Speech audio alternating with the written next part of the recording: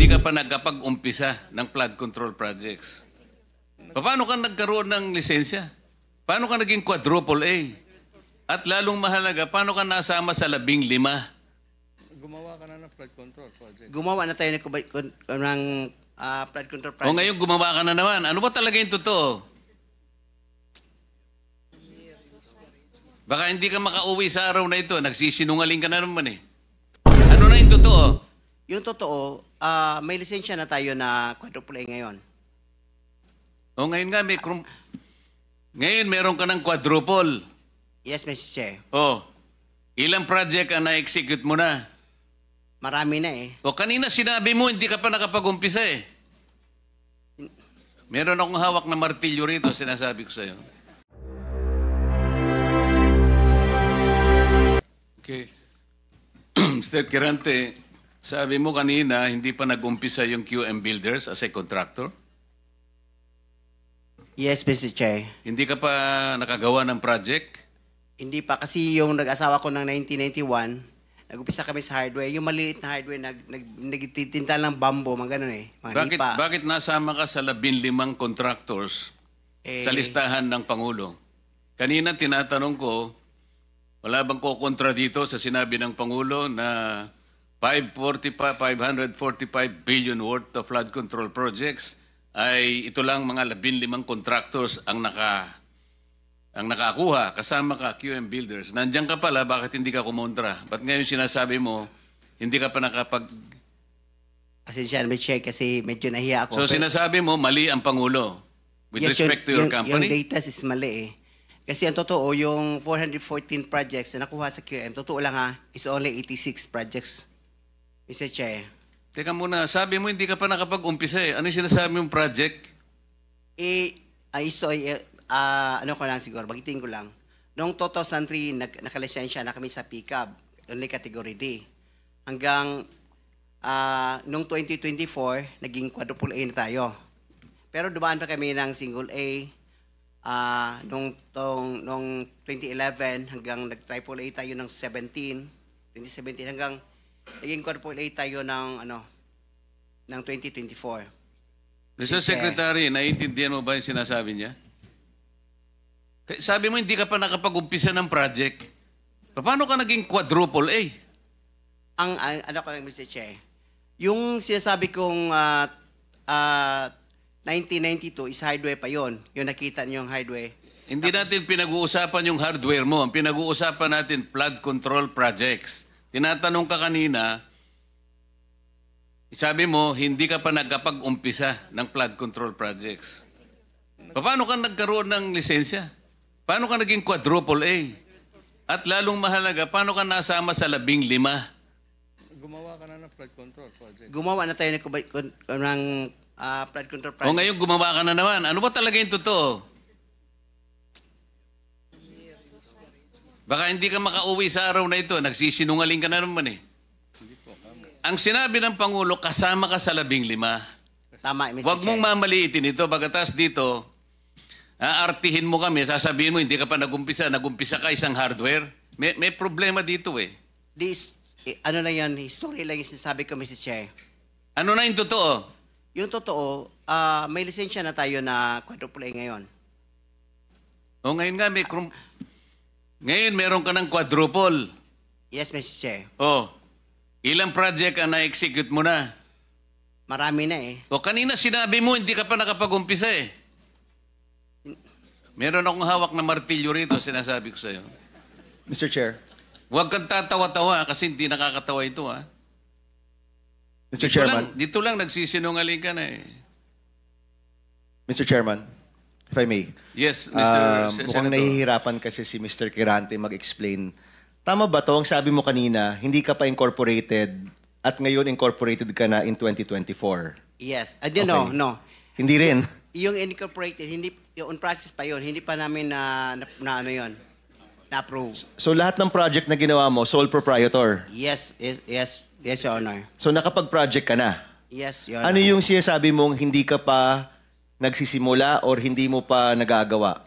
Yung incorporated, kasi hindi pa na-approve yung namin, hindi pa naman na-practice, hindi pa na-transfer sa from sole proprietorship into... So kaklaruhin ko lang, marami ka ng project at tama na isa ka sa top 15, correct, Mr. Quirante? Yes, Your Honor. Pero hindi ka pa incorporated. Hindi pa. Yun sole yung pa rin. sinasabi mong hindi ka pa incorporated.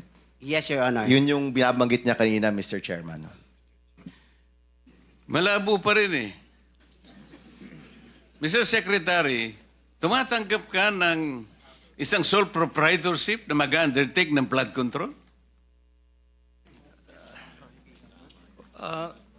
Well, Mr. Chair, actually, he has the pickup license. Eh. His Paano siya license- nagkaroon ng pick-up license as a contractor? He has the a pickup license. Paano ka Accredited. nakakuha ng pick-up license, Wala pa Mr. nung, Quirante? nung- Sole wala. proprietorship ka lang? Yes, Mr. Chair. Kailan mo nakakuha yan? 2003. Hanggang nag-upgrade tayo sa 2007, naging B tayo. Hanggang 2011, naging A tayo. Yung 2017, naging AAA So, tayo. ano yung net financial contracting capacity mo as a sole proprietorship? 40 billion, Mr. Chair. 40 billion? Yes, Mr. Chair. Yung financial statement mo, padala mo sa amin.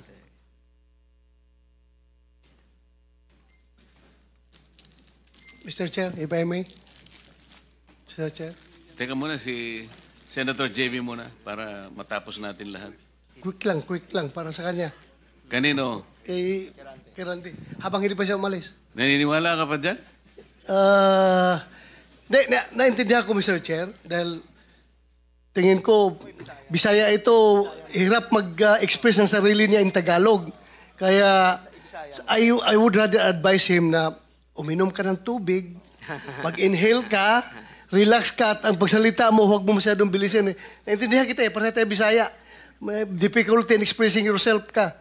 Hindi ko kinakampihan, Mr. Chair, ha? Ang sinasabi niya, meron siyang 40 billion pesos. 40 billion. NFCC. 40 billion ang sinasabi niya. NFCC, Mr. Chair. Kaya nga, 40 billion pesos. Yes, Mr. Chair. Oh. Naniniwala ka, Mr. Senator? Ano yung NFTC, Mr. Chair? Hindi ko... Net? Net financial contracting capacity. Totoo, tinoon na, bay. Ha? Yeah. May 40 Yes. billion ka. Yes. Nakadeposito sa bangko na. Ano sa mana? Ay, Paano? hindi. Yung NFCC kinuha sa... Ano yan? Yen o pesos? Asset yan. Kasi yung NFCC, kinocompute ng times 15 yon, Mr. Chair. Halimbawa, may 1 billion ka sa bangko. Pwede ka sa 15 billion. So, halimbawa, may pera ka sa bangko na 2 billion, ibig sabihin, pwede ka sa 30 billion. Yan ang computation. Kaya tayo yung pera natin, kasama na yung mga assets, more than 2 billion. Kaya, i-multiply natin ng 15, abot ng 40 billion. Kaya kami munta at hanggang 40 billion. Mr. Chairman. Mr. Quirante, ito tinitignan. Ano yung 2015 na QM Builders Incorporated? Ina-apply namin dyan sa SEC, Pero Your Honor. 2015 pa siya. Pero hindi pa namin tinatransfer Transfer to? to sole proprietorship into incorporated. Hindi, ito incorporated na ito eh. This is a corporation. Kasi ang explanation ng bookkeeper natin, yung ano natin gahandle, yung experience ng from sole proprietorship, itatransfer muna sa Hindi, incorporated. iba yung experience, iba yung corporate entity. Ha? In corporate entity is 2015 nandyan na siya. Pero sinasabi nyo, walang nangyayari. Wala nangyayari. Ang In-apply lang. ginagamit nyo since noon pa ay yung inyong sole proprietor. Yes, Your Diyan Honor. pumapasok inyong income, in other words. Yan rin ginagamit nyo pagbibid ng mga projects. Yes, Your Honor. Tama?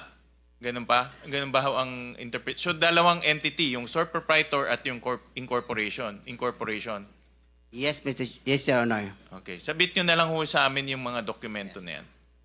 Thank you, Mr. Chairman. Senator JB? Thank you, Mr. Chair. Mr. Chair, siguro ang gusto natin dito, aside from the accountability that we're looking for, ang gusto natin ma-achieve in aid of legislation. Mr. Chair, I have the second bill that I filed in this Congress is a comprehensive master plan for infrastructure development.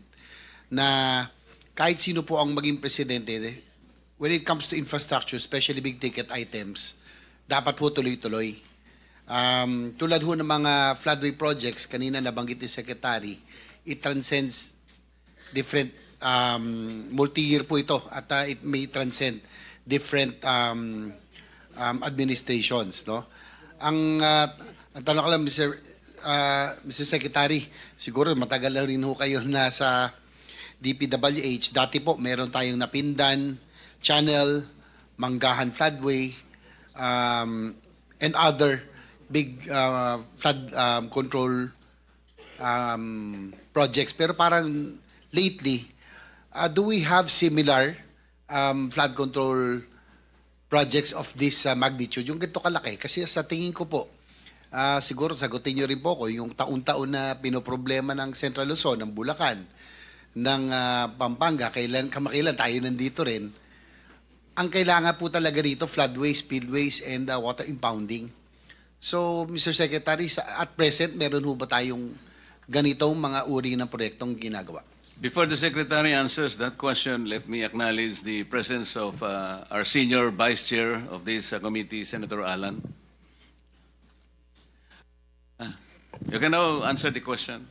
Thank you, Mr. Chair. Yes, Mr. Chair. We have similar projects of that magnitude in the other river basins, major river basins in the country, Mr. Chair, that are financed by official development assistance, Your Honor. And in these major river basins, they have a comprehensive master plan, Your Honor.